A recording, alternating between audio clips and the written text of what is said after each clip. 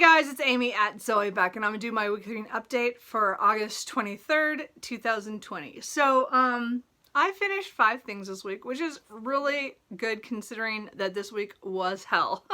I always know going back the week after vacation is always a nightmare. The first couple days is pretty much me figuring out what happened while I was gone and catching all the stuff that other people didn't do.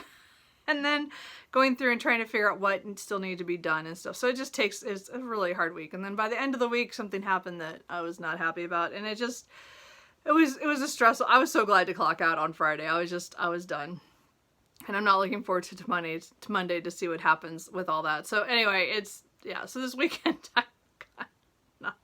I'm trying not to think about it, but I can't help it. Anyway, so but I read quite a few books, which is, I'm pretty, impressed with and for myself. So as I said, I finished 5 things.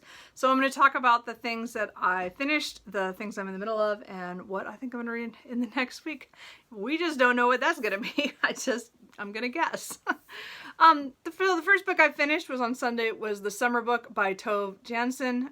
This is translated from the Swedish by Thomas Teal. So this is a very quiet novel about a grandmother and her daughter or granddaughter who are staying for the summer on an island that the family owns, that's kind of out by Finland somewhere.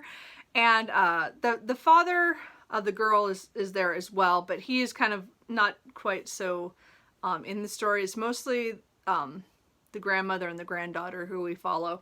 And their ups and downs of being on this island together and exploring, as well as, doing things together and going out in their boat to other islands and doing other things, and just the weather. And so it was very quiet.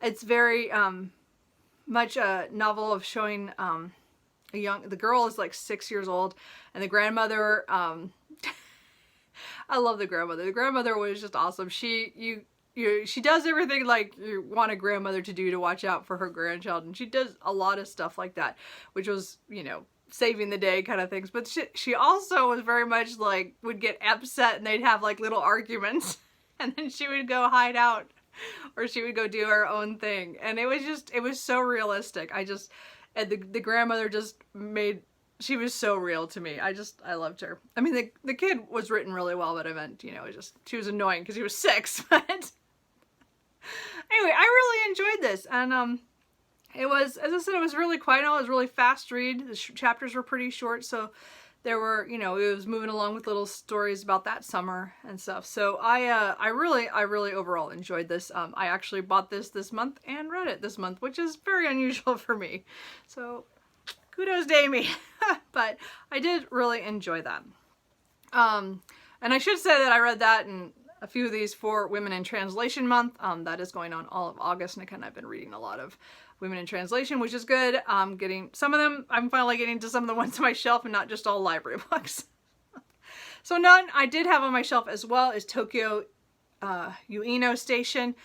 This was written by Yu Miri, translated by Morgan Giles from the Japanese. So this one is a book that I bought last year. I think it was going around or had just come out in translation. And, or I don't know, I'm pretty sure I bought it last August. And so I didn't get to it that year because I usually buy books and then read them. So as I said, that other one was kind of a fluke for me. But this was, I don't think it was quite what I thought it was going to be. So we follow a man who, we know pretty quickly that, he has passed. And so we're kind of getting his whole background and his life and how hard it was and the things he did growing up and had to do.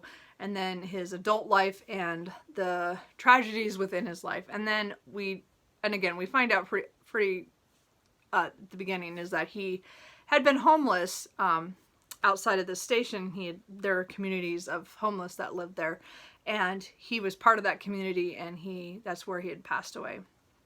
So we know, in the end, through the whole thing, so you're getting it kind of snatches about this homeless area. You see him kind of overhearing conversations about things of the day. I think this was written in 2014 or published in 2014 in Japan. So I'm pretty sure that's what it was. I really, it didn't go the way I thought it was. So the author is a Korean and Japanese, and so I thought this was going to be written kind of from that perspective, and it could be, and it's just she used terms within the novel that didn't actually say that. He does, it seems like he did grow up in a certain community, in a certain area that was kind of looked down upon or not seen as good as some of the other ones, because he was born in the year of, I think, one of the emperors, I think it was the current one at the time. I don't remember how I don't know enough about the royalty there, sorry guys. But so his life kind of parallels the emperor's on time with kids as well as growing up and stuff. It was, so I really liked this. It was, as I said, I think it was a little disjointed for me. Just not I think I wanted more of certain things, and I'm very much, I admit, I'm very much a linear timeline kind of person a lot of the times, and I get why it was done in this way that it wasn't. So I'm not, like, I don't knock it for that, except I didn't quite enjoy it.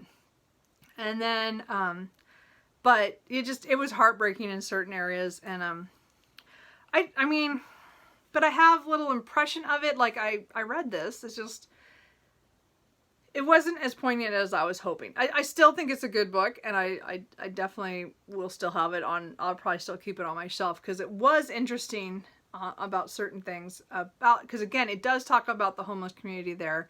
And again, I think this was 2014. I think a lot of them were people who had gotten there from the tsunami as well. So there was some of that left over by that point. Homeless. And so, but it was, of course, it was also just showing the homeless community and how some people got there and stuff, but mostly about him and his journey, which was very, I don't know, it wasn't what I expected, I guess. So anyway, I don't know how else to explain that. So I also finished my audiobook, Thomas Jefferson, The Art of Power, by John Meacham. It was narrated by Edward Herman. So it is like an 18-hour, 45-minute audiobook. And I read this, like, listened to this really quickly. I listened to a lot of it at work this week so that I could get it done. I had listened to a lot of it last week. So technically, I finished this for Tome Topple because I finished it, I think, on Thursday. And then I also finished it for the History Challenge, another readathon I'm doing this month. I was doing a lot of readathons this month. So, it went pretty well. So again, Thomas Jefferson is not my favorite president. Again, looking from my perspective, you know, in 2020, I don't like him as a person. I think there are a lot of things that, you know, of looking at the country that I do think, yes, he was the first one to do that. And it is interesting that how many presidents afterwards have been considered Jeffersonian of way that they look at things. And so I get all that. And I'm glad I read this book. Like, again, it's my presidential project. I'm really early in it, obviously, because this is only the third president. But as I said, I'm reading presidents as well as key figures in that time period as I go forward. So, like, I'm pretty sure Alexander Hamilton's next. And then I'll do Madison. But, I don't know. Again, I still don't like Jefferson very much as a person. But I guess I don't have to.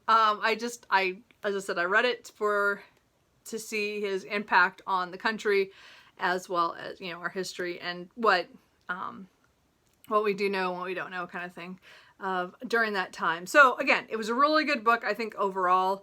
The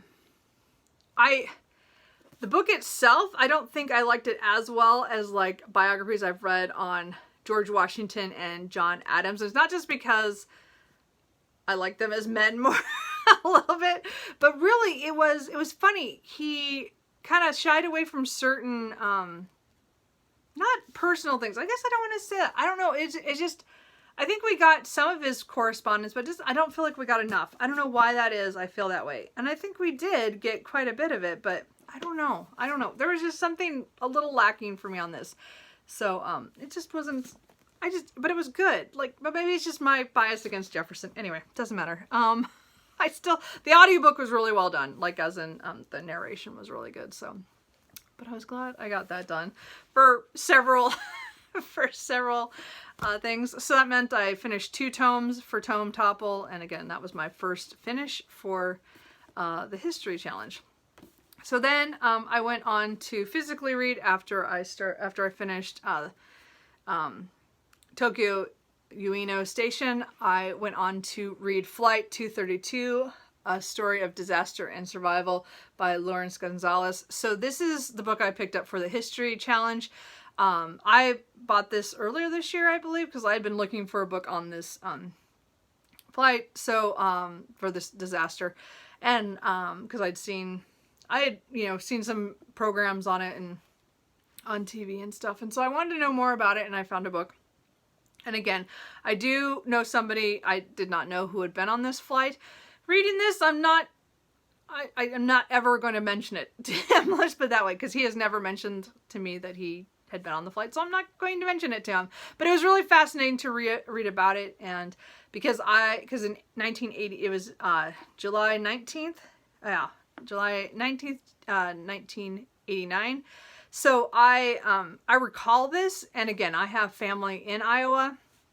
Not that that was the person on the plane, but it was just one of those things where I remember it being talked about, and I remember it on the TV and stuff. So it was one of those memories, So I thought, again, I wanted to pick a book that was kind of more a small event for the History Challenge, and this was the one I picked. And this was a really good book on this. If you can handle all the stuff, the technical stuff that they talk about with the flight stuff for the plane and the engine, then definitely read this. The human part of the story was fantastic. I mean, just getting the stories from the survivors. He interviewed quite a few of them, because I think 112 of 296 did not make it. So again, it crash landed in Sioux City, Iowa, and on a small airport. Because they lost the #1 fan of the one over the tail, and then it was discovering why it happened, and then it was showing the short story of them after the fan exploded, the motor exploded, how they got to the ground and what happened when they hit the ground. So it was so good, and the stories of the people telling what happened who survived the crash landing. So it was just a phenomenal, and I haven't let myself I was going to watch the videos yesterday, and I forgot. So now that I've finished it, I'm going to watch. There's actually a flight 232.com that goes with this book, and so I'm going to actually watch the videos. I've seen them before, but I just didn't want to watch anything until I finished the book. So this book did make me cry in certain points, because people went through a lot, and I think it was really well done. My only problem with this is that, again, talking about my timeline issues, which I have with like a lot of things, is I like linear, when I'm reading about a historical event of some sort, I like it where it tells it as it's happening, like play by play. But I understand why he chose to not do that. So he intermixes chapters about the investigation on the engine with what was going on in the plane. And then sometimes he would tell somebody's story in one chapter, and then the next chapter you'd see from another perspective of somebody else, not character, the actual people who were there. But they would say, like, this person was in the forward part of the airplane, or here are the pilots, they were doing this, and then they would talk about somebody else in another chapter. So they weren't exactly all at the same time, but it was kind of a little shuffled more than I like, but I don't see how else he could have made this work. So I didn't dock it for it. I thought this book was really well done, and I think it's a very powerful story if you can handle it, and can, because I think there's a lot of good hope stories in here again, not everybody went on to have great lives after it, but I think it's a very telling moment for a lot of people in this book. I don't know. I thought it was really well done. I'm glad I picked it up, and that was the next one I finished. And then yesterday I read Spring Garden by Tomoka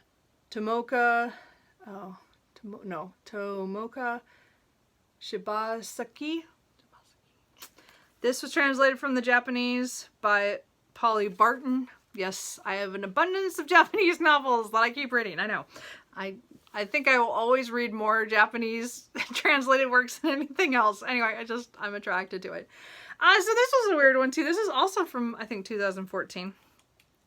This one, okay, this again was one I'm like, why did I buy this? I don't even remember. But I think I was thinking this was more of kind of a ghost story when I bought it. And then I read the back again and I'm like, that's not what this is about. I don't know what I was thinking. So again, I think I bought this last year during August. Somebody else had read it. I'm not even sure. Again, I don't know who, but, or they hauled it or something. And this is the second one of this series that I've bought. But this is the first one I read. I don't think I've read the other one because it's short stories. So this follows, Taro, and he, let's see. So he lives in an apartment, or he lives in a apartment building that's going to be demolished, and he has only about a year to get out. That he's already signed his lease, so they can't kick him out really until it gets closer to when his lease is up, and then it's going to be demolished and new flats will be constructed. So he's living there, and slowly the people are leaving the building, so there's only a few of them left. And we're following kind of the year that he's still living there and watching what's going outside his window, and he and some of the other residents and how they deal with things in the neighborhood. And there's this sky blue house that's kind of diagonal from him that he can kind of see, and the mysteries around that house from that one of the women in the house is really fascinated with it, and how they get kind of connected to that house. So again, I thought there'd be more mysteries, some more stuff to this. It was really just a quiet little novel about this man and this year of him. And it's a lot of looking out in nature and him kind of interacting with people, but he's very quiet and shy. I overall enjoyed it. I don't think, I didn't love it. Because again, it kind of ended and I'm like, well, okay. That was not what I expected. There is also this weird, a part where it transitioned to a different narrator kind of in the middle. So it was third person up to one point, and then all of a sudden it's first person. And that threw me, because I was like, wait, I went back and I'm like, wait, I'm sure there's no first person in here up to this point. And it was like near the end of the novel. So I don't know what, that was not a choice I would have made as an author. Again, that's my little thing again. Looking at it that way. I don't know why that was needed. I think that whole section actually could have been taken out. I don't think it was, I didn't, there's not much in that I would have said needed to be in this story. I think she could actually have cut that and made this even a shorter novella. I mean, again, it's 154 pages, so it's a very small novel, but I don't know. I don't know why it did that. So I was a little disappointed in that little section, but really it was just a quirky little thing. It was just, there's not a whole lot to it, but the house was interesting in the history about that and how they do get over to it. I mean, there's one moment I just laughed out loud, which I shouldn't have at one point. That was one of the characters got hurt because of something, but it was just funny. It was funny to me. It was bad. I shouldn't have said that, but it comes out badly because I don't want to give away why it worked, but it worked for me in that one spot. Anyway, that was one I finished as well yesterday. And then last night I was like, I don't feel like reading another women in translation right yet. I just want to take a little break. So I picked up, I was looking through my Kindles because I got so many Kindle books, I can't even tell you, and I just don't pick this up very much. I'm really bad. I buy Kindle books here and there. I don't buy a lot, which is why I don't haul them, because a lot of times I'll buy the physical later. So anyway, but I had bought the ebook, it's a novella, Long in the Tooth by Killian McRae. So I don't even remember who I saw this on. I don't remember. I wish I could remember. I don't know if it was Shannon Riddler or somebody else. I don't remember, but it's a May to December, like 1867 romance. So it's about a vampire and then his attraction to an older woman. It's a grandmother. Anyway, this was really cute. It was really light and fluffy. Not not great writing, but it was a funny story. Again, I went in just kind of laughing because the vampire is trying to seduce the granddaughter, and that goes terribly wrong. And then he goes because he has to get this young woman for his master is saying, no, you have to get blood from the young girl. And so he goes and he meets the grandmother, and he's much more like attracted to the grandmother because she's more on his wavelength. Oh, it's so funny. Anyway, so I really enjoyed this. Again, it was very cute, but it wasn't perfect. I would say the writing wasn't very good. I think that was my problem with it. I mean, no, it was all like structurally there. It was just kind of light and fluffy. Like really, there wasn't much to it. I don't know. Maybe with vampires, I always expect something a little deeper. I don't know, but it was funny. It was just cute. It was just cute. It was kind of what I needed just to kind of, she does have gray hair. You can't really see from my cabinet. It was just funny. It was funny and it was cute. And I read that to just kind of get myself by last night, to read something before bed. Cause I did finish before I went to bed. So, I finished that. So anyway, so what I'm in the middle of, I'm listening to on audio, Secondhand Time, The Last of the Soviets by Slavana Ilekovic. And so I've read, this is the last of her books that we have in, I think it's the last of her books altogether, but I can't remember. I know for sure of all the translated works. This is my last one. This is translated by Bella Shailovic. Anyway, so I'm listening to this on audio. It's a cast audio.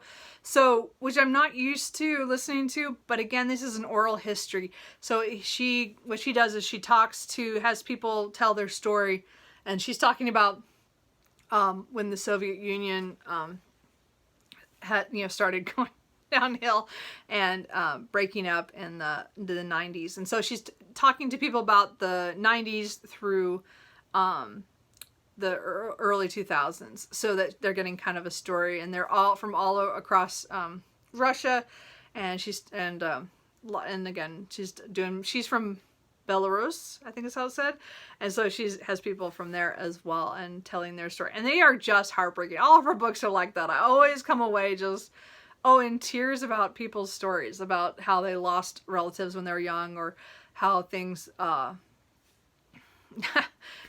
things they went through and stuff, and it's just brutal in a lot of ways. And again, I've read Chernobyl Prayer and Zinky Boys and the Unwomanly Face of War, and then I read about the children of World War II. I can't remember the name of that one right now. That's the one I don't own, but I've read from the library. So again, this is the first time I listened to this on audio.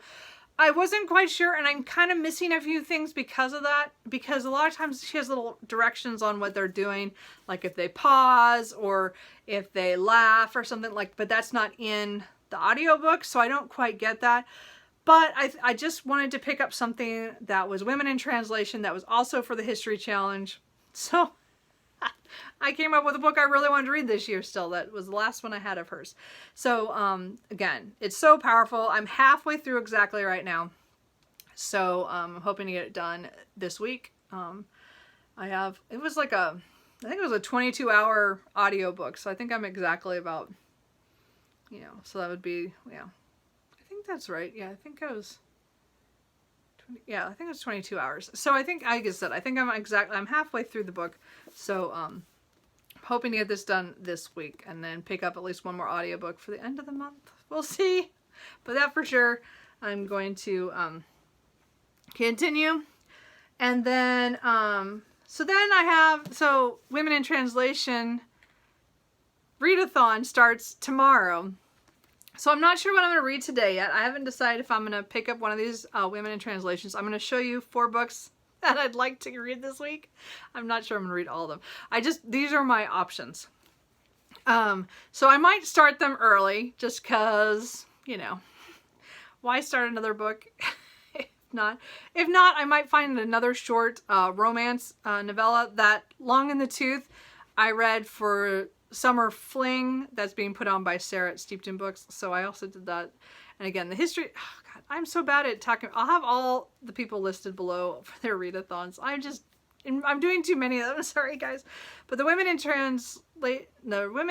Translation Readathon that's happening this week, the 24th through the 31st, I want to read at least 2 books that are in that week. So I've already read quite a few this month, but I want to read a few more. So I'm pretty sure I'm going to start Drive Your Plow Over the Bones of the Dead by Olga Tokarska. This is translated by, I did know a second ago, by Antonia Lloyd-Jones. This is the book that's actually on my TBR, so I really should read this one. I put it off all month because it's 250 pages, but I still haven't got to it. But I'm pretty sure I'm going to pick this up either today or tomorrow and try to be the first one in the Women in Translation Readathon. So I'm pretty sure that's the one I'm going to pick. All I know about this is it's kind of a mystery. This older woman is kind of a little messed, a little out there, and there's, I think, someone dies, and then I think some dogs go missing, and then she goes looking for them or something. I don't remember. Something like that. I've had that on my shelf for a year. I should read that too. And then I also have a library book that I would like to get to, Fresh Water for Flowers. Let's see here. By Valerie Perrin. And this was translated from the French by Hildegard Sorel. And then this is one I asked from my library to get when I saw it online somewhere, probably on Instagram with Europa Editions. And it has to do with the woman who works at a cemetery. And it's her interacting with other people, and something, I think, happens that kind of shakes things up. But she's always looking for hope in all situations. I'm not sure. It's due on Friday, so I really should read that. Or I might keep it until I finish it. And then I also have 2 other books that I was thinking about starting in Celestial Bodies by Joka El Harthi. I think that's how it's said. This is translated from the Arabic by Marilyn Booth. So again, this man won the International Man Booker year before last, I think, or last year. And again, I've heard really great things about it, and I think it's about 3 women and in this village, 3 sisters. So that's about all I know. I've been wanting to read that too, just haven't got to it yet. And then another one I'd like to try is Hunting Party by Agnes. Oh no, how did it go? Desarth? I don't know. This is translated from the French by Christina Hills. So this was a weird one that's been on my to buy list for over a year, if maybe not 2. I don't remember if this was on I think this might have been on a prize list at some point, or I saw it on somebody's channel. And I think it has to do with the man who, he goes on a hunting to meet with his neighbors to go hunting, and something goes wrong, and then a storm happens, and he finds the rabbit that they were hunting or something that's injured, so he tries to save the rabbit, I think, and then he tries to help another guy who got hurt or something. I'm not positive, but it's been on my to-buy list forever. It's like on my wish list, and I'm like, well, I just got it from the library to try it. So anyway, so again, I talked way too much. Sorry guys. That is all the books that I read, all the ones I'm in the middle of, and what I think I'm going to read in the next week. I have no idea what I'm going to read today. I mean, these 4 books that I just showed you are more for tomorrow, but I might start one early, and we'll see. I guess it doesn't matter. I'm just having fun reading Women in Translation. It's been really great. The history challenge has been really good. I might pick up a history book as well. I'm not sure, another one. We'll see, because I've already got 2 done, and I'm in the middle of 1, maybe 1 more. I don't know. And then, or I might pick up another romance today just to get me by, so I'd have at least another romance for summer fling. I'm too many readathons. I need to stop. And I already looked at September, and I was already trying to plan too many things in there. So I got to cut back what I think I was going to put for September. So I need to do some rethinking, because I really like the mood reading I've been doing with my Women in Translation, inserting a lot of that. So I think I just need to continue keeping my TBR small and letting myself do that. So anyway, that's it. What are you guys reading? Are you doing any of these readathons? Are you crazy like me and try to do 2 mate ones, or try to make ones that connect up? I've done that as much as I can. So anyway, I will talk to you guys later. Bye.